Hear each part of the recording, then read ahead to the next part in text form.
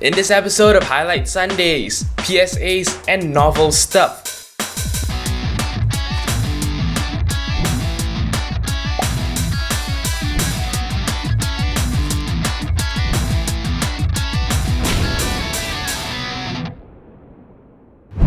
Hello and welcome back to Highlight Sundays. It is the 9th week of 2014 and here are your highlights.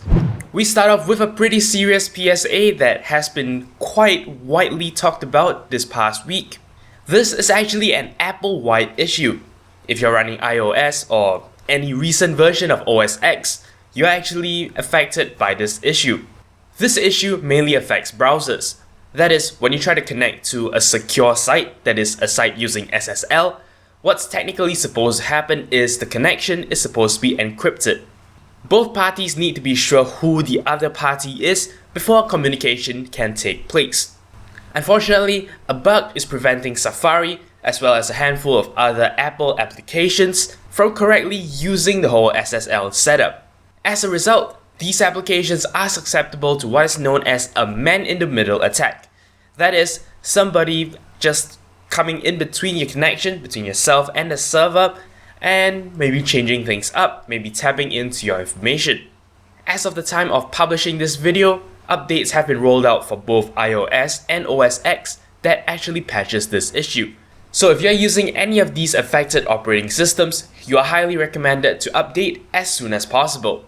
For more information on this, you are encouraged to head down to the video description to check out this article entitled "Why Apple's Recent Security Flaw is So Scary." Moving on to our next PSA, this one comes from Ars Technica and is entitled 360 million recently compromised passwords for sale online. So here's the deal. Hackers can actually work together now in the sense that when someone compromises a particular website, they can actually leak all this information and put it up for sale somewhere.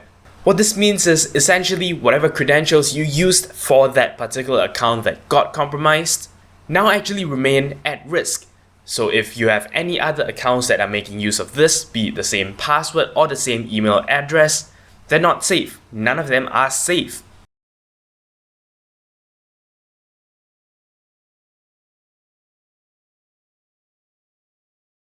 Unfortunately, unlike the rest of the PSAs, there really isn't anything you can do here. The most important thing now is to actually look up websites before you register on them. You want to make sure that they are actually secure before giving them your credentials. There is an easy way to test if a website actually stores your information in plain text. If you actually request for your password using a forgot your password link and they send you your actual password, what this means is they saved your password as is. If someone actually breaks into their database, they will see your password in plain text. The correct way to store a password is to hash it first, and as a result, they don't actually store your original password. This of course makes it harder for a hacker to reverse engineer the original text of your password. A little knowledge about how websites work like this will actually go a long way in protecting your own credentials. Alright, let us move on now to the novel. This one comes from Gizmodo and is entitled "Google Wants Its Modular Aura Phone to Cost $50." You remember a long time ago we looked at this thing called phone blocks. That is a modular phone that you can put together, swap out components to your fancy. Then several months later we heard that Motorola actually bought over this company. Several months after, we heard that Google bought over Motorola, and as a result, this entire concept now belongs to Google. While originally just a concept that, nobody was sure whether or not will sell, well, Google is now actually seriously putting effort and money into this project, and as a result, it has some pretty interesting prospects.